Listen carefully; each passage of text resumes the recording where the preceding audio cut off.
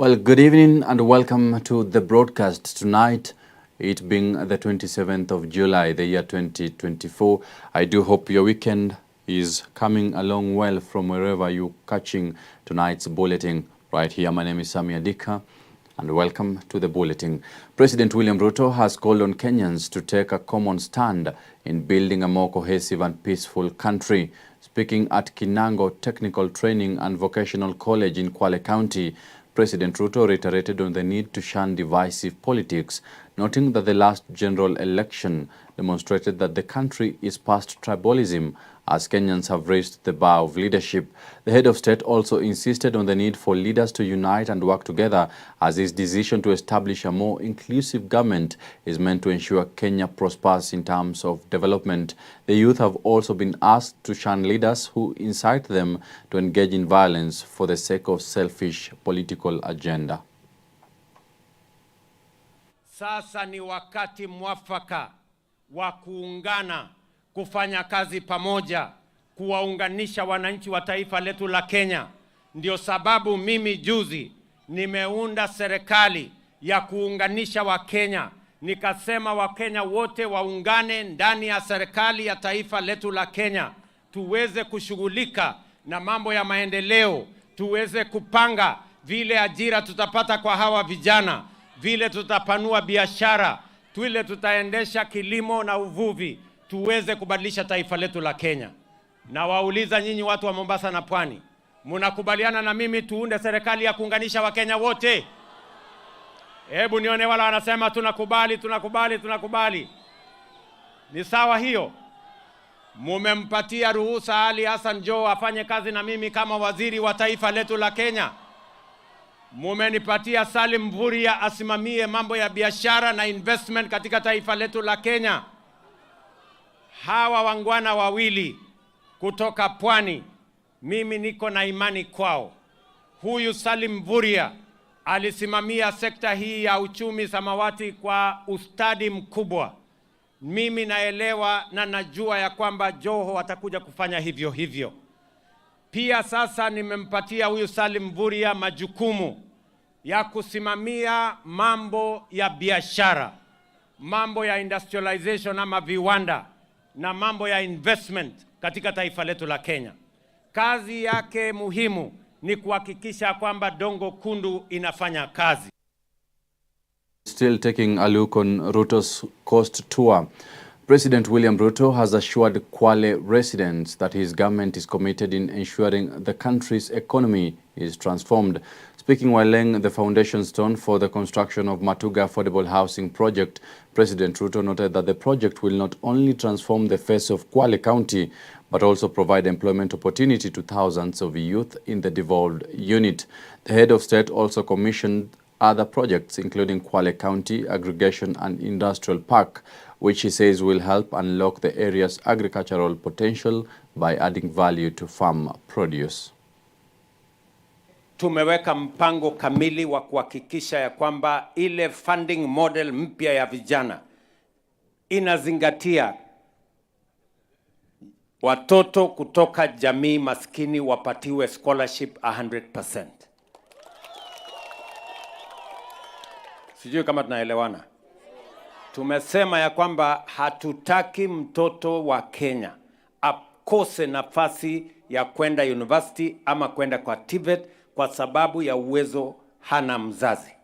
Sisi tumesema kama serikali, we are going to make sure that we have a funding model that is sensitive to the earnings and to the incomes of sponsors and parents so that no child in Kenya is left behind.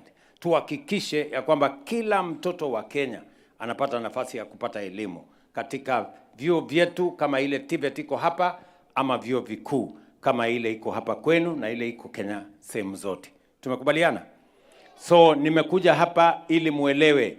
Huyu Faisal tumekubaliana na yeye, ile Technical Training College iko hapa.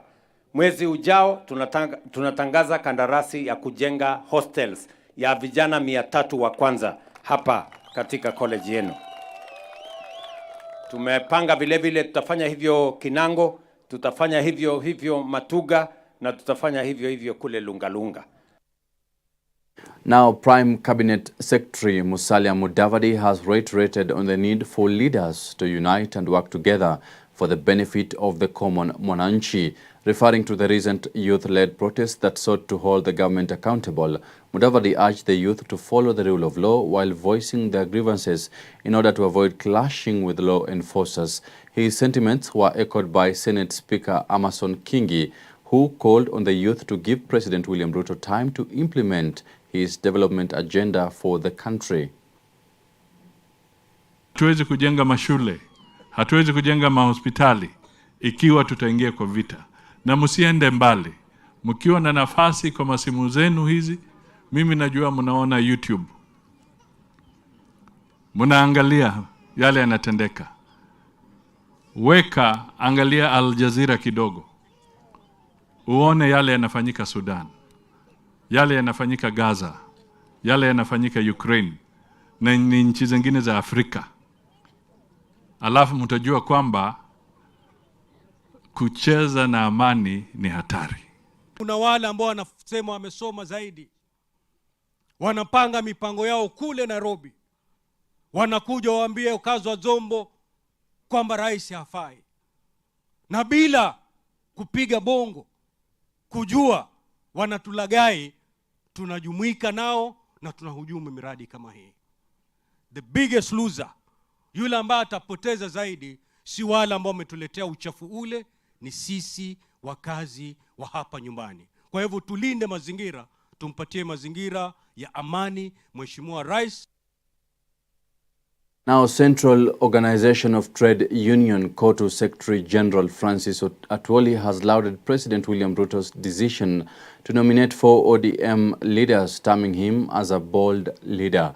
Atwoli further called on those condemning Azimio leader Raila Odinga after the nomination of the 4 to cabinet to stop noting that the government need them to support its development agenda. Atwoli further called on President William Ruto to keep his cabinet secretaries on toes to ensure they effectively deliver to Kenyans. You can say you can't work in government. This is the freedom we wanted. Kenya is ours now. You can be in the opposition and you go to government and you become a minister. It wasn't there. So those, people who are saying, Azimio, Raila let down people, where were they? Some of them, when I read their messages, they were academicians. And we would ask the president, those arrogant ministers who don't pick telephones from wananchi, after 3 months or 6 months, they should be booted out. Kenya has almost 60 million population, with most educated people who can help the president. We have asked government to employ 10%. Let us try to employ about 5% of the Gen Zs in our trade union movement. Now, away from matters cabinet, the government will on Monday submit Azimio leader Raila Odinga's application for African Union Commission AUC chairperson. According to Foreign Affairs Principal Secretary Coril Singoei, Odinga's paperwork is ready for submission ahead of the set August 6th as the deadline for submission of the candidacy. The submission of credentials will mark a significant step in Azimio leaders' push for the top continental job ahead of the February 2025 poll. The former premier has already heightened his diplomacy by meeting diplomats in Nairobi and across the continent to secure their crucial backing. President William Ruto's government had earlier promised to work round the clock and ensure Raila secures the highly coveted seat. Odinga's candidacy has also secured the backing of other African states, including Malawi and Zambia, boosting his bid to succeed Musa Faki.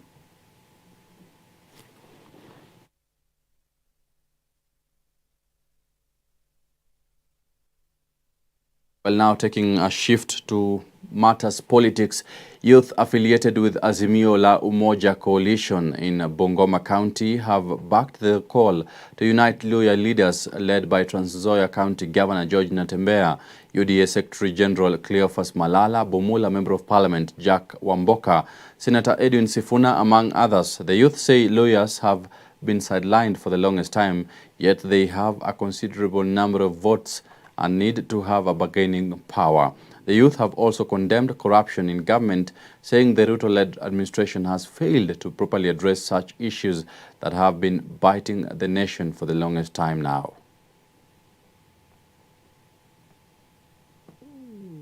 Sisi kama vijana wa Bungoma tunasema ya kwamba tunaiunga mkono kwa sababu itatusaidia pia kuwa na alternative in case ikikuja mambo na uchaguzi. Tuliona mkutano ya jana ilikuwa inazungumzia kuleta viongozi wote pamoja regardless of the party, na hapo ndio penye tunasema vijana tuko, kwa sababu tunataka isukume economic agenda ya watu wa magharibi. It is no secret that in the political arena, deceit and greed have unfortunately become all too common in our nation today. As young people, we must remain vigilant, informed, seeking the truth and holding our leaders accountable for their actions. In times like this, we need to regroup and reevaluate our priorities as a society. It is only by coming together as a community that we can combat deceit and work together a brighter future for all. We would like to congratulate the young, vibrant Mulembe leaders who have finally realized that it is time we had a conversation as a community. Let us remember that our strength lies in our unity, and together we can overcome the challenges posed by political deceit. We must hold our leaders to the highest standards and demand the truth in all political matters. It is time to kick out the Mulembe conmen in the name of Aki and Popo, who have always masqueraded and paraded themselves as our leaders. These are the people who have made us political beggars, yet we have numbers that can get us to the house on the hill. I urge Governor Natembeya, Secretary General Cleophas Malala, Secretary General Edwin Sifuna, Honorable Wanami Wamboka, and team to reach out to more and more like-minded leaders in the region to help in regrouping and recommitting ourselves to a political landscape defined by honesty and accountability. Kwa majina ni Mohamed Angatia, na ningependa kupongeza sana mkutano wa jana ambao umekuwa na Edwin Sifuna, Governor Natembeya, Caleb Amisi. Nawaambia washikilie hapo na wasisitize twende mbele. Kama vijana tuungane. Ni wakati mwafaka kwa vijana kuamka na kushikana kama vijana wa magharibi. Tuache tamaa ndogo ndogo, tuache kubaguana kwa misingi ya kisiasa.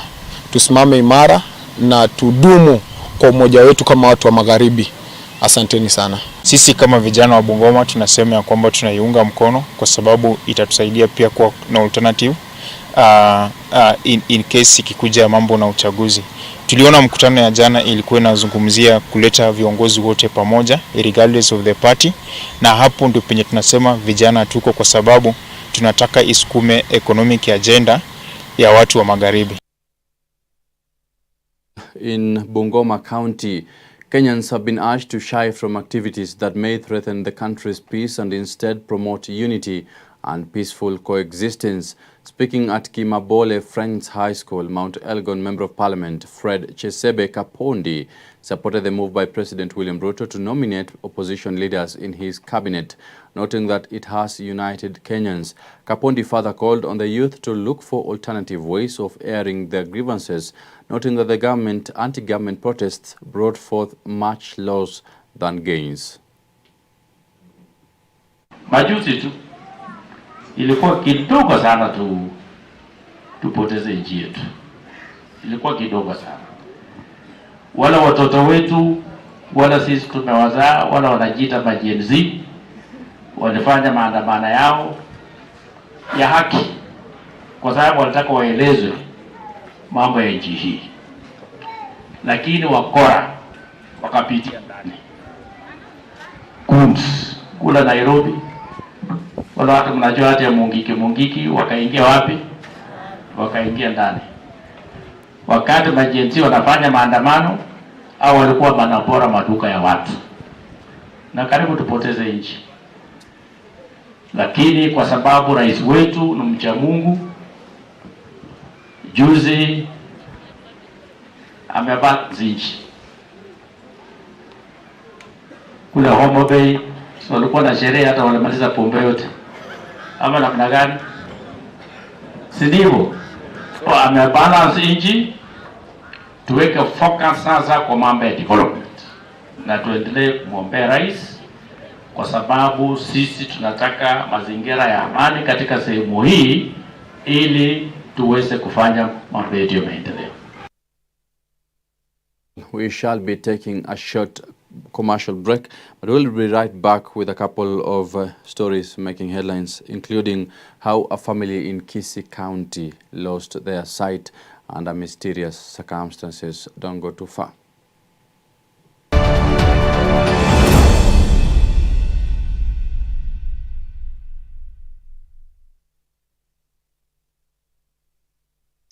Aya, I'm not go TV stream.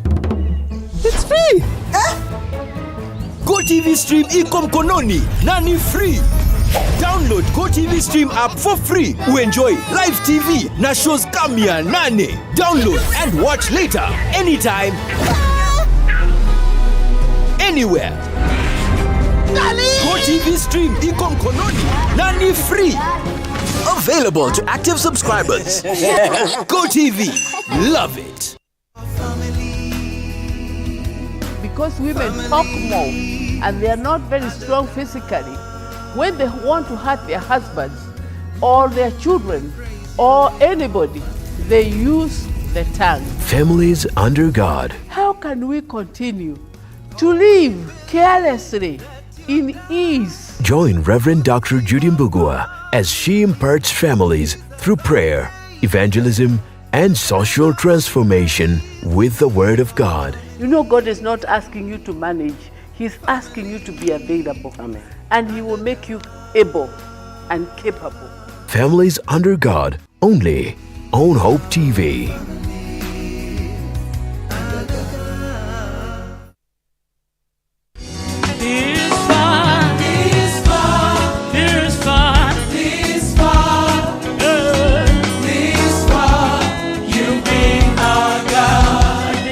To get Ebenezer by Jane Allaire as your Skiza tune, SMS the word Skiza 88300023 and send to 811. Hope Skiza, spreading the hope. Ebenezer, you've been our God. Ebenezer, Ebenezer, Ebenezer.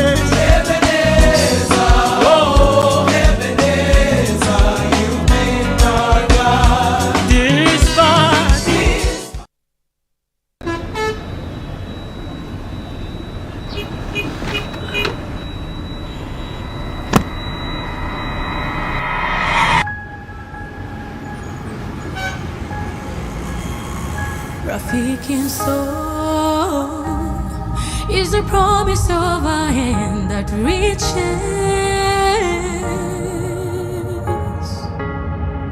and goes beyond what angaza tumaini kote.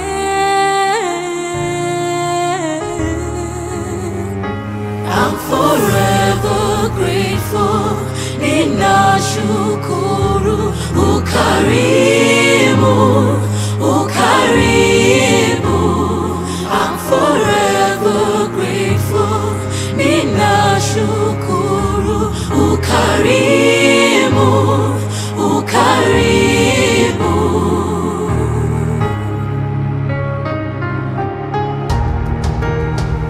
Rafiki soul is a promise of a hand that reaches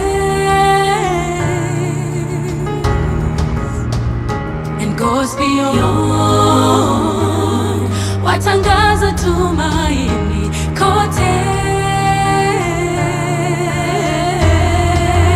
I'm forever grateful. Ninashukuru ukarimu, ukarimu. I'm forever grateful. Ninashukuru ukarimu, ukarimu.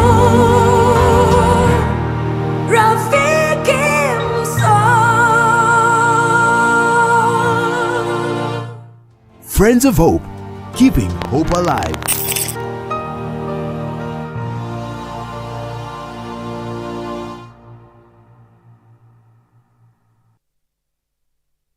Thank you for choosing Hope TV, the channel that brings you hope, entertainment, and inspiration. We value you and would like to serve you better. Talk to us by scanning this QR code on your screen or go to our social media page at Hope TV Kenya and click on the survey link by the name Hope TV Survey. It will just take a few minutes but means the world to us. We value your feedback. Hope TV, look and live.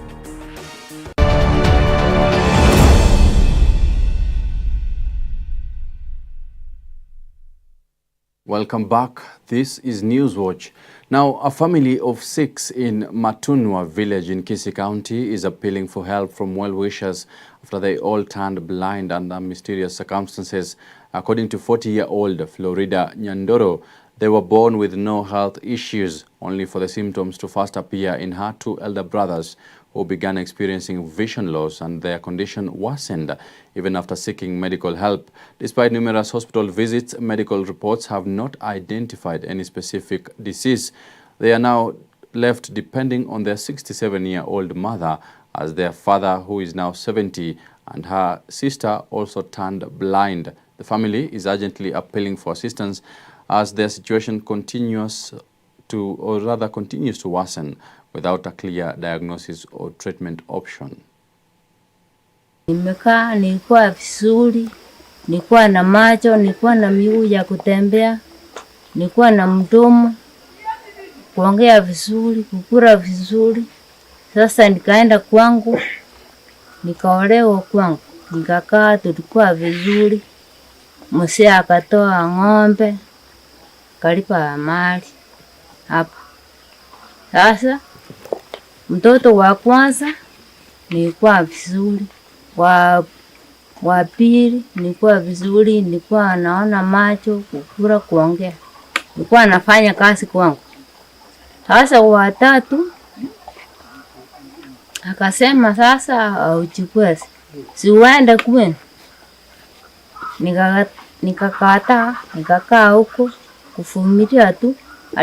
Alikuja ananichapa, nampiga, nakunywa pombe, na niambia sasa unisaidie watoto. Nataka nilete mtu mwingine hapa. Akae hapa, tunasaidiana yeye. Sasa mimi nikaona sasa kuchapwa. Nikaacha watoto hapo, nikakuja hapa kwetu. Sasa niko kwetu mimi. Juu ya ugonjwa aliniambia sasa, wakati nilikuwa vizuri tulikuwa na yeye pamoja, lakini ni ugonjwa ulifanya akanikataa. Yeye ameenda mpaka Kikuyu, ni yeye alianza, lakini amemaliza shule, amesoma mpaka form 4. Macho pole kuona hakuna, kutembea hakuna, kuongea hakuna. Wengine wanatuambia tunakunywa pombe na hakuna kukunywa pombe. Kali, mtusaidie. Kwa hii koma ni mama tu, papa kutambara chini kama mtoto mdogo.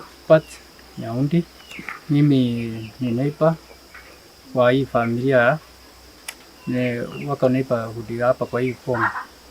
Sasa vile tumeangalia hapa, kuna shida hao wote watatu, na kuna msichana, kuna papa na msichana wake wawili, alafu kuna wengine watatu pia, wawili pia wameufiwa. Kwa serikali kama wanaweza guswa. It's quite a sad and quite unfortunate issue right there in Kisii. We do hope that the family will get assistance in as much as getting medical help is concerned.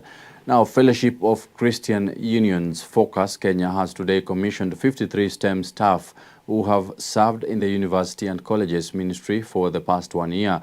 In their 32nd STEM convocation event that was held in Focus Center in Kasarani, Nairobi, the STEMers have expressed their satisfaction in enrolling in the short-term experience in ministry STEM, with others adding that they have gained an opportunity to discover the potential within themselves. Simon Kande, the Focus Kenya National Director, has said the program is meant to nurture and mentor key Christian Union leaders and later send them to churches' missionary work, adding that they are now working with 240 Christian unions in Kenya. Nelias Wanjiru with the story.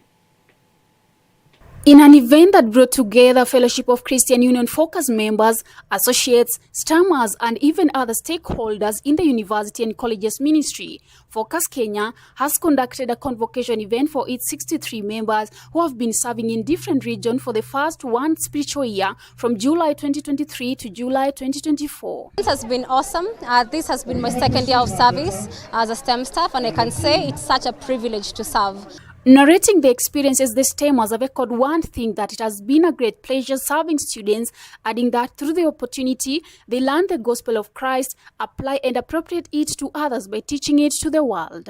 It has been a great pleasure to serve with students, especially in the universities and colleges in Nyeri town, and the experience gave me an opportunity to learn the gospel of Christ, and not only to learn it, to apply it and appropriate it in my life, and to really teach it to the students with whom I served amongst.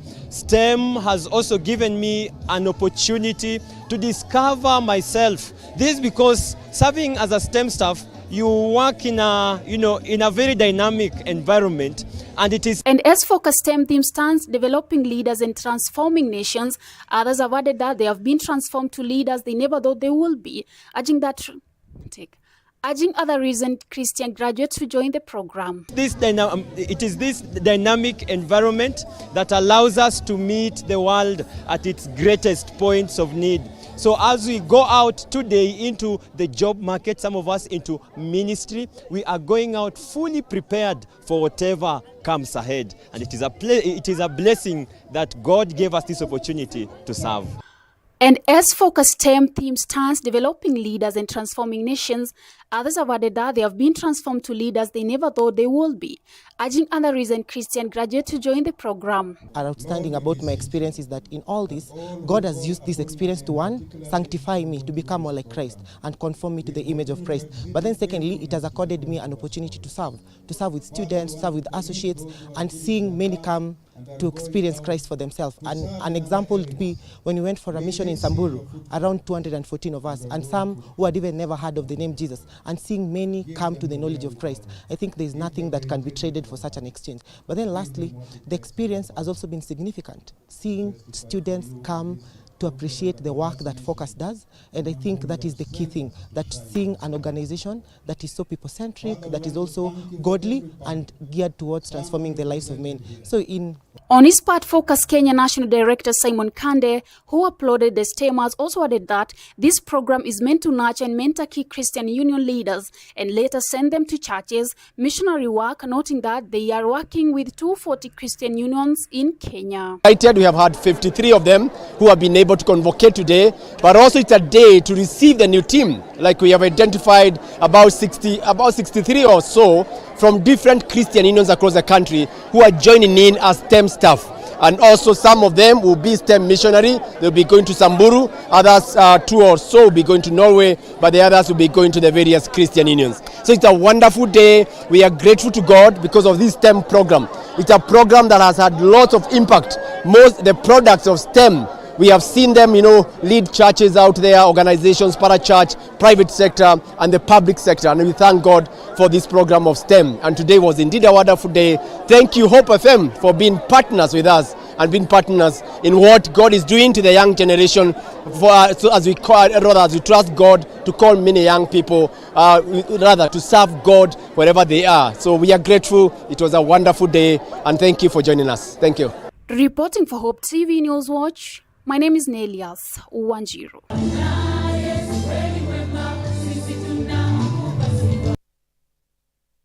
Nelias Wanjiru for that report.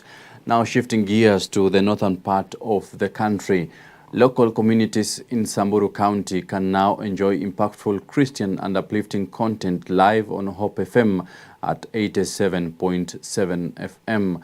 This past weekend, during the launch, the vibrant community of Samburu County also benefited from a borehole with adolescents, girls receiving menstrual kits, courtesy of World Serve International Organization. Our very own Grace Ahati was present and has the following compilation.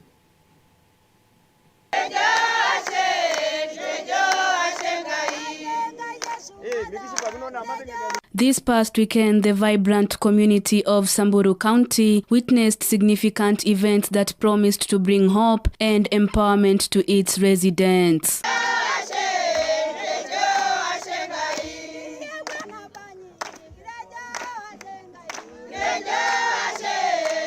Through the Rafiki Mso 100 for 1 initiative, Hope FM, a broadcasting arm of Christ is the Answer Ministries CITAM, last Friday launched its new frequency, 87.7 FM Samburu. The Hope Media team, joined by a host of church leaders, local leaders and community members among other stakeholders, celebrated the launch of Hope FM's new frequency, 87.7, at the Bethel Christian Center Church in Suguta Marmar. To all our partners of Hope Media, Hope FM, Hope TV, this is a time to make a difference, because out here today are people who would never step in a church. Out there I have been to places where hope can be, but I cannot be. And what a joy for them to be here and the people can meet them and be able to put their face to these people who are going to be speaking to them. We want to invite every person living in Samburu, those who are doing business, those who are doing ministry and church, the students, ensure that you take advantage of an opportunity to speak to other people, be connected to what is happening across the country. We are committed to ensure that we look at every level of our people in the society. We have content for young people. We have content for children. We have content for family. It's a station where you can tune in the entire 24 hours and you will not be disappointed. Many programs that are going to edify your life, make you nourished as a Christian. The atmosphere at the Bethel Christian Center was filled with excitement and anticipation as community members gathered for this momentous occasion. Presided over by Bishop Philip Kitoto, the Evangelical Alliance of Kenya EAK chairman, the event was also a celebration of faith and commitment to uplifting the lives of those in Samburu. And sanitary pads should not be so taxed like that.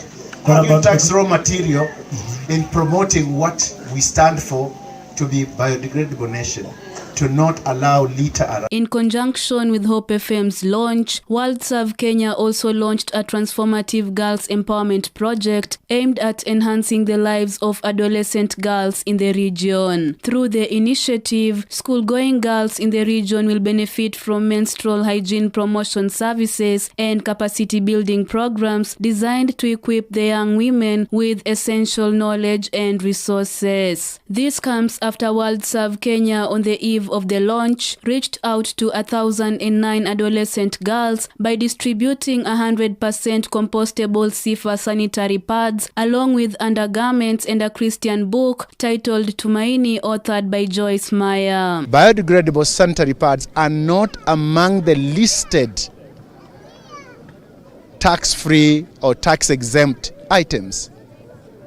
We've lobbied, but this is not been possible. We are hoping and trusting that government can work alongside church, be able to help us so that we can do what we are called to do and do it in an atmosphere that is friendly As it is for business, so should it be for the church. In a bid to boost efforts to help underprivileged communities, the government has been called upon to join in the initiative, which needs a collective effort according to the church. So specifically for water, we have teams that are experienced in drilling and also installation of solar systems for sustainability of our water programs. As the bishop said, we've already completed 110 in Samburu County where we are now.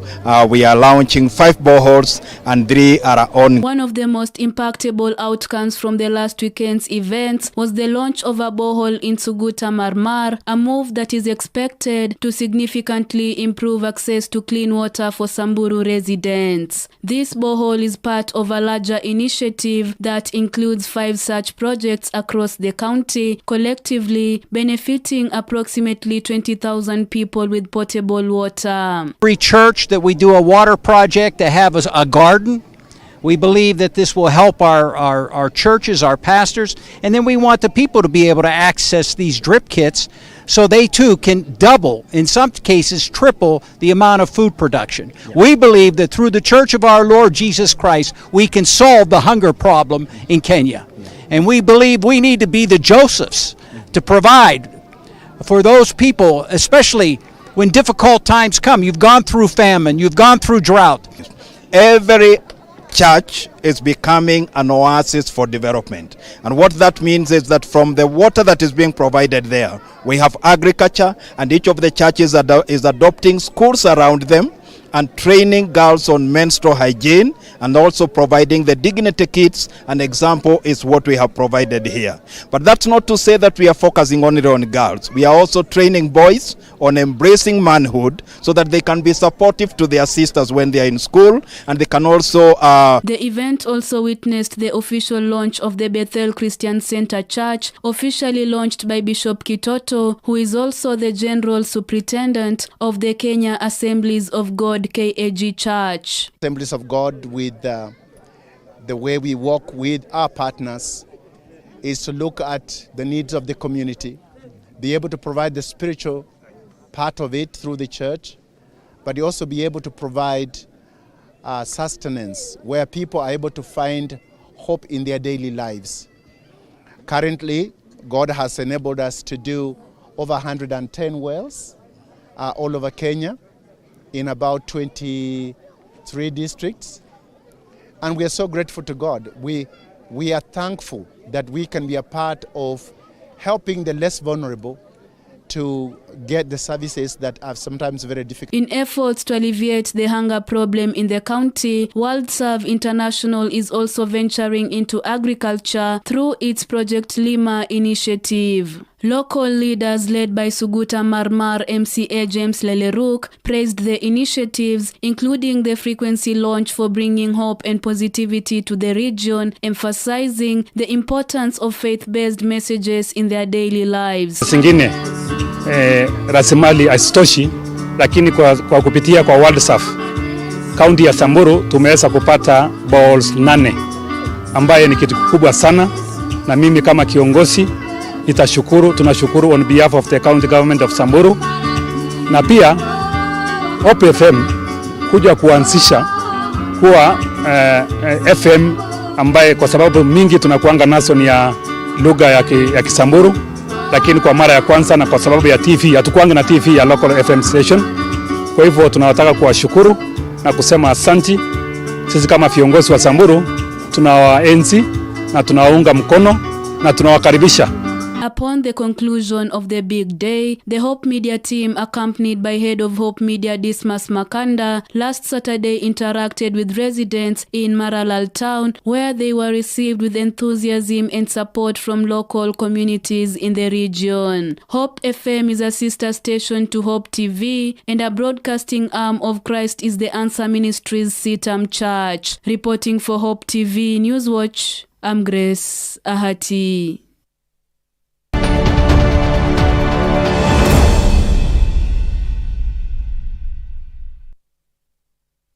Now, the 21-time KPL champions Gor Mahia went home with a lion's share as the Football Kenya Federation's Gala Awards returned after 3 years.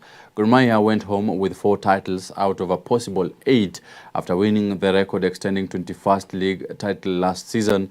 Among the notable wins were creative midfielder Austin Odhiambo, who was crowned the men's most valuable player, Northern Irish tactician Jonathan McKinstry, who was crowned as the coach of the year. Lydia Akoth from Kenya Police Bullets was the most valuable player in the FKF Women Premier League, and Beldin Odemba, who led Bullets to an unbeatable season, was celebrated as FKF Women Premier League Coach of the Year.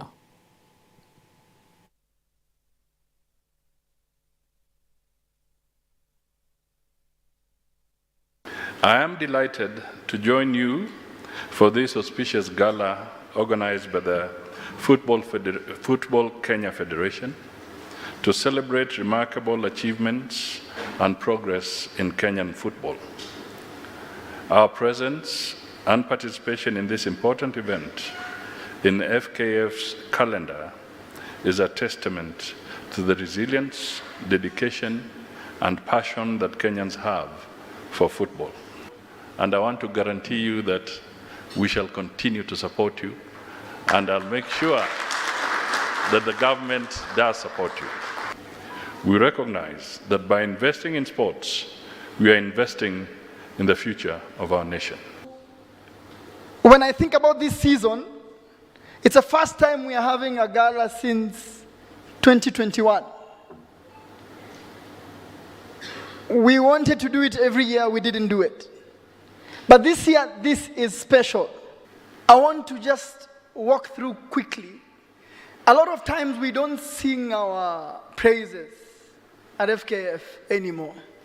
We decided just to get on with the job, na tuifanye.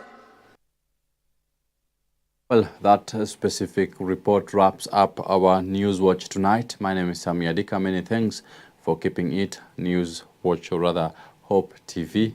Good night. Enjoy the rest of your weekend.